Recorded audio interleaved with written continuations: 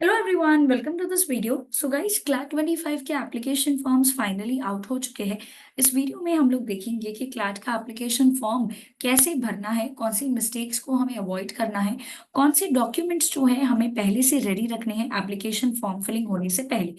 तो गाइस, सबसे पहले और इम्पोर्टेंट बात जो है, हमें इम्पोर्टेंट डेट्स पता होनी चाहिए। गाइस, एप्लीकेशन फॉर्म फिलिंग जो है ये जुलाई 15 से स्टार्ट हो चुका है। लास्ट डेट जो है फॉर्म फिलिंग का वो है 15 अक्टूबर। बहुत इंपॉर्टेंट है गाइस, ये एप्लीकेशन डेट्स को ध्यान में रखना है हमें, बिकॉज ये डेट मिस नहीं होनी चाहिए। क्योंकि कंसोर्टियम शायद फिर ये डेडलाइन जो है ये एक्सटेंड ना करे। तो application form filling with the payment of fees 15 अक्टूबर के पहले हमारा हो जाना चाहिए। और क्लैट एग्जाम होने वाली है 1 दिसंबर को। तो ये बात तो हमें ऑलरेडी पता है कि एग्जाम 1 दिसंबर को 2 से 4 बजे के बीच में होगी। अब गाइस, कुछ इंपॉर्टेंट चीजें होती है कि हमें एप्लीकेशन जो है ये कैसे स्टार्ट करना है। तो अगर आप गाइस क्लैट 25, 26 या 27 की प्रिपरेशन कर रहे हो, तो online and offline batches already start हो चुके हैं। Start your preparation right away. कौन से डॉक्यूमेंट्स हमें रेडी रखने हैं, चलिए समझ लेते हैं। तो सबसे पहले गाइस, हमें एक पासपोर्ट जो साइज का फोटोग्राफ है ये रेडी रखना है। प्लेन बैकग्राउंड होना चाहिए, कोई सेल्फी नहीं होना चाहिए, ना ही आपका कोई, आई वुड पर्टिकुलरली से कि कोई ऐसा फोटोग्राफ होना चाहिए जिसमें आप क्लियर नहीं दिख रहे हो। सो avoid wearing spectacles and ideally passport size recent photograph होना चाहिए। बचपन का, स्कूल का फोटोग्राफ अवॉइड करिएगा डालना। नेक्स्ट आपका सिग्नेचर। सिग्नेचर जो है गाइस एक प्लेन व्हाइट पेपर पे होना चाहिए। और वो प्लेन व्हाइट पेपर पे आपका सिग्नेचर जो आप हमेशा करते हो वही रखिएगा। सिग्नेचर इनिशियल्स में नहीं होना चाहिए, बिकॉज फिर ये सेम सिग्नेचर आप कहाँ पे करोगे, अटेंडेंस में भी करोगे। अगर आप कोई कास्ट से बिलोंग करते हो, दैट इज SC ST या OBC, तो वो कास्ट का कैटेगरी सर्टिफिकेट आपके पास होना चाहिए। एंड अगर आप PWD कैटेगरी, दैट इज अगर आप फिजिकली डिसेबल्ड कैटेगरी से हो, तो रेलेवेंट सर्टिफिकेट जो कॉम्पिटेंट अथॉरिटी ने इशू किया है वो सर्टिफिकेट होना चाहिए। और अगर आप बिलो पॉवर्टी लाइन कैटेगरी में आते हो, तो उसका भी रेलेवेंट सर्टिफिकेट होना चाहिए। रिमेंबर, जो भी डॉक्यूमेंट्स हम लोग इस वक्त सबमिट करेंगे, वो सारी डॉक्यूमेंट्स जो है कॉम्पिटेंट अथॉरिटी के द्वारा इशूड होनी चाहिए। बिकॉज एग्जामिनेशन होने के बाद डॉक्यूमेंट का आपका वेरिफिकेशन होगा, और यहाँ पे डॉक्यूमेंट वेरिफिकेशन के वक्त सारी चीजें जो है सेम होनी चाहिए। सारे डॉक्यूमेंट्स और सर्टिफिकेट्स आपको PDF फॉर्मेट में ही अपलोड करने हैं। तो आप JPEG फॉर्मेट या इमेज फॉर्मेट में अपलोड नहीं कर सकते हो। फोटोग्राफ एंड सिग्नेचर को अटेस्ट करने की बिल्कुल भी जरूरत नहीं है। नॉर्मली उसको स्कैन करना है और अपलोड कर देना है। अब सबसे फर्स्ट स्टेप जो है होगा कि रजिस्ट्रेशन के लिए जो है हमें वेबसाइट पे जाने के बाद रजिस्टर फॉर क्लैट 25 ऐसे करके आएगा। यहाँ पे हमें अपना नेम और mobile number and mail ID जो है ये सबमिट करना है। हम जो पासवर्ड रखना चाहते हैं वो पासवर्ड हम यहाँ पे एंटर करेंगे। सेम वही पासवर्ड हम यहाँ पे रिपीट करेंगे और रजिस्टर पे क्लिक करेंगे। रजिस्टर पे क्लिक करने के बाद हमें मोबाइल नंबर पे एक OTP आएगा। वो OTP एंटर करने के बाद जो है हमारा रजिस्ट्रेशन हो जाएगा।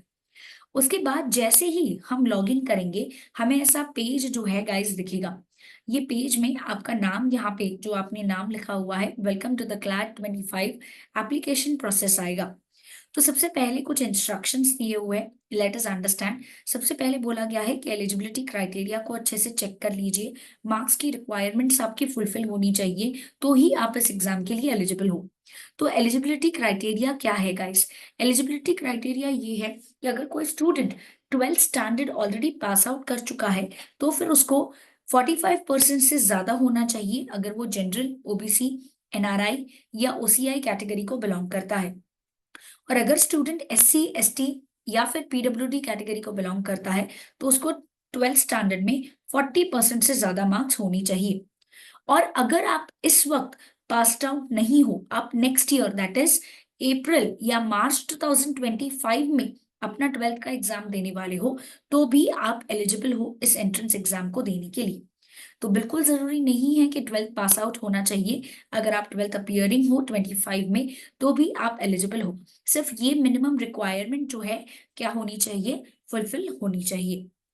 उसके बाद एलिजिबिलिटी के बाद हमें नेक्स्ट बताया गया है कि यहाँ पे consortium of NLUs and organizing universities जो है फिर रिस्पॉन्सिबल नहीं रहेंगी अगर किसी भी तरीके का एरर या ओमिशन होता है एप्लीकेशन प्रोसेस फॉर्म फिलिंग में। मतलब अगर आप कोई भी चीज गलती से गलत भर देते हो या फिर अगर आपने ओमिट कर दी है तो उसके लिए वो लोग रिस्पॉन्सिबल नहीं होंगे। इसका मतलब ये हुआ कि आपको सारी चीजें बहुत ही ध्यान से क्या करनी होगी, फिल करनी होगी। एंड ये एप्लीकेशन फॉर्म सबमिट करने से यहाँ पे आपको जो है एडमिशन नहीं मिल जाएगा। आपका एडमिशन आपका रिजल्ट आने के बाद जो वेरिफिकेशन होगा डॉक्यूमेंट्स का, उसके बाद आपकी मिनिमम क्वालिफिकेशन, क्लैट का स्कोर, आपका रैंक कितना था, उसके ऊपर निर्धारित होगा कि आपको कौन सा एनएलयू मिल रहा है। एनएलयूज की पूरी डिटेल्ड लिस्ट जो है यहाँ पे पार्टिसिपेटिंग यूनिवर्सिटीज में दी गई है कि कौन से एनएलयू में कितनी सीट एक्सपेक्टेड होगी। तो यहाँ पे ये चीज भी आप डिटेल में जाके देख सकते हो। अब क्या पूरा प्रोसेस मुझे एक ही बार में भरना है? The answer is no. आप एक एक स्टेप बाय स्टेप जो है प्रोसेस को कर सकते हो। As you can see here guys कि डेडलाइन जो है हमारे पास अच्छा खासा है। 15 अक्टूबर जो है हमारे पास डेडलाइन है। बट पढ़ाई जो है हमें अभी ही शुरू कर देनी है। इसीलिए फटाफट से बी एडुकेयर के साथ अपनी प्रिपरेशन को स्टार्ट कर दीजिए। अब एप्लीकेशन प्रोसेस जो है ये फॉर्म फिलिंग आप कभी भी कितने भी समय में कर सकते हो, लास्ट डेट तक कितनी भी सेटिंग्स अलाउड है।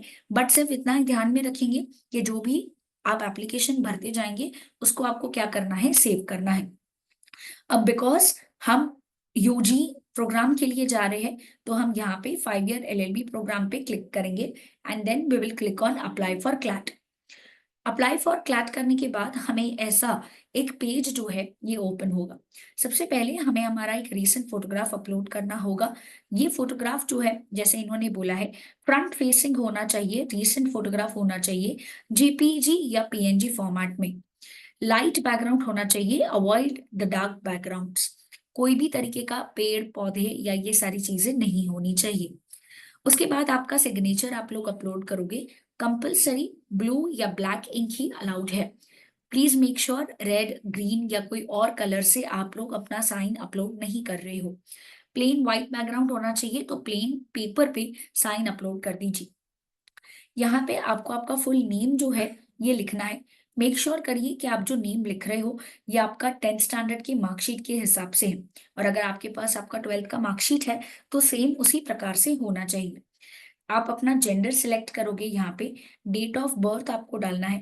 रिमेंबर, डे और मंथ में कंफ्यूजन मत करिएगा, तो ध्यान से फिल करिएगा। पेरेंट का नाम आपको यहाँ पे डालना होगा। एनआरआई कैटेगरी में आते हो कि नहीं, आपको यस या नो सिलेक्ट करना है। एंड अगर आप क्वालिफाई होते हो for the NRI sponsored category. अब एनआरआई स्पॉन्सर्ड कैटेगरी का मतलब होता है क्या आप इंडियन के सिटीजन तो हो बट इंडिया में नहीं रहते हो। अगर ऐसा कुछ है तो आप एनआरआई कहले जाओगे। उसके लिए अलग से रूल्स एंड रेगुलेशंस होते हैं।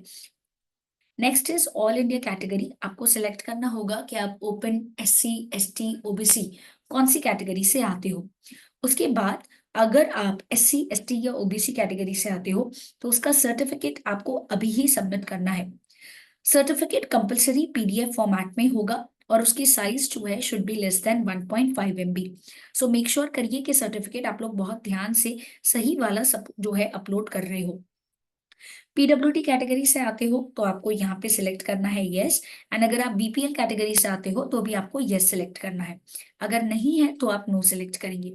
ये आपकी पर्सनल इंफॉर्मेशन फिल करने के बाद सेव एज ड्राफ्ट को क्लिक कर दीजिएगा। नेक्स्ट उसके बाद हमें सबमिट करनी है कम्युनिकेशन डिटेल्स, जहाँ पे आप अपना करस्पॉन्डेंस एड्रेस मतलब कि अपना पूरा एड्रेस लिखेंगे। आप कौन से स्टेट से बिलोंग करते हैं बहुत इंपॉर्टेंट होगा, बिकॉज फिर आपको डोमिसाइल जो है उस स्टेट का मिल सकता है। तो कौन से स्टेट को, कौन से डिस्ट्रिक्ट में रहते हो और आपका पिन कोड। एंड अगर आपका परमानेंट एड्रेस जो है अलग है तो उसका डिटेल्स जो है सारे आपको डालने हैं। अपार्ट फ्रॉम दैट आपको ये भी मेक श्योर करना है कि आप अपना मोबाइल नंबर और alternate mobile number and alternate mail ID क्या कर रहे हो, सबमिट कर रहे हो। This is very very important. जो मेल आईडी आप लोग सबमिट करेंगे उस पे सारे रजिस्ट्रेशन डिटेल्स, सारी कम्युनिकेशन जो है कंसोर्टियम की तरफ से होंगी। नेक्स्ट आपको आपका जो 10th standard and 12th standard का क्वालिफाइंग एग्जामिनेशन डिटेल्स है ये सबमिट करना है। तो क्वालिफाइंग एग्जाम आप सिलेक्ट करोगे 10th स्टैंडर्ड का, कौन से बोर्ड से हो। फिर आपको 12th, अगर आप अपियर कर रहे हो तो अपियरिंग लिखोगे। आपने अपियर किया है बट अब तक रिजल्ट नहीं आया तो आप अपियर्ड क्लिक करोगे। एंड अगर आपने अपियर कर दिया है और पास हो गए तो आप पास क्लिक करोगे। मंथ ऑफ पासिंग आप अपने रिजल्ट में देखोगे। एंड सपोजिंगली जैसे कि बताया गया है कि अगर आप अपना 12th स्टैंडर्ड का एग्जाम जो है अगर नेक्स्ट ईयर 2025 में दे रहे हो तो आप फिलहाल जो है मंथ ऑफ पासिंग एज जून जो है यहाँ पे मार्क करोगे। और परसेंटेज आप यहाँ पे क्या कर दोगे, ब्लैंक रख दोगे। तो मंथ ऑफ पासिंग आपका जून होगा, क्लियरली उन्होंने इंस्ट्रक्शन में लिख के दिया है। और ईयर ऑफ पासिंग आपका क्या हो जाएगा, 2025 हो जाएगा। उसके बाद अगेन सेव एज ड्राफ्ट करेंगे। टेस्ट सेंटर प्रेफरेंसेस पे हमें जाना है। टेस्ट सेंटर प्रेफरेंसेस में हमें सिटीज जो है ये दी गई है। तो जो भी सिटी आप सिलेक्ट करना चाहते हो आपके प्रेफरेंस के हिसाब से आप सिलेक्ट करोगे। रिमेंबर आइडियली जो आपके घर से सबसे नजदीकी जो सिटी होगी या प्लेस होगा आप उसी को क्या करोगे, सिलेक्ट करोगे। First preference, second preference and फिर आपका आ जाता है थर्ड प्रेफरेंस। सारी चीजें उसी हिसाब से सिलेक्ट करोगे बहुत ध्यान से, क्योंकि एक बार फॉर्म सबमिट हो गया तो फिर बाद में ये चेंज नहीं होगा। उसके बाद आपको आपका रिजर्वेशन का पूरा आई वुड से कि डिटेल्स सबमिट करनी है। नेम आपको अपलोड करना है जो सिमिलर आपके पर्सनल डिटेल्स में था, सिमिलर यहाँ पे भी उसी तरीके से आपको कैटेगरी सेलेक्ट करना है। एंड आपको रेलेवेंट सर्टिफिकेट क्या करना है, सबमिट करना है। उसके बाद डेट ऑफ बर्थ, नेम जो सेम आपने फर्स्ट प्रोसीजर में किया था यहाँ पे सेम आपको यहाँ पे भी करना है। सेव ड्राफ्ट करने के बाद हमारा पेमेंट का ऑप्शन जो है आ जाएगा। बट उसके पहले आप पूरा एप्लीकेशन फॉर्म जो है देख पाओगे। एप्लीकेशन फॉर्म देखने के बाद आपको यहाँ पे आपका एप्लीकेशन नंबर और आपका name, date of birth, undergraduate और उसका स्टेटस देखने को मिलेगा। क्लियरली बोला गया है कि यहाँ पे एप्लीकेशन बाद में चेंज नहीं होगा। तो प्लीज मेक श्योर करिए कि सारी चीजें आप क्या करोगे, बहुत सोच समझ के उसमें फिल करोगे। कुछ इंस्ट्रक्शंस दिए गए हैं। इंस्ट्रक्शंस क्या है समझ लेते हैं। कि देखिए क्लैट के एग्जाम ऑफलाइन मोड में होगी, एप्लीकेशन कंपलसरी ऑनलाइन मोड में ही होने वाला है। तो ऑफलाइन मोड में कोई भी एप्लीकेशन आपका एक्सेप्ट नहीं होगा। एग्जामिनेशन की डेट 1 है। टाइमिंग है इसका 2 to 4। अगर चेंजेस हुए तो कंसोर्टियम हमें नोटिफाई कर देगा। उसके अलावा नेक्स्ट जो चीज हमें ध्यान में रखनी है वो ये है कि यहाँ पे एनएलयूज जो है आपके रैंकिंग के हिसाब से आपको क्या करेंगे, एडमिट करेंगे। तो इन्फॉर्मेशन कि कौन से एनएलयू में कितना इनटेक है, रिजर्वेशन पॉलिसीज क्या है, कौन से कोर्सेस ऑफर किए जाते हैं, ये सब जो है एनएलयूज के इंफॉर्मेशन ब्रोशर में दिया गया है, जो ऑफिशियल वेबसाइट ऑफ क्लैट से हम डायरेक्टली एक्सेस कर सकते हैं। हर टाइम पे वेबसाइट रेगुलरली विजिट करने का एडवाइस किया गया है। बट जो भी अपडेट आता है उसका डिटेल वीडियो जो है आपको बीडी केयर यूट्यूब चैनल पे मिल जाएगा।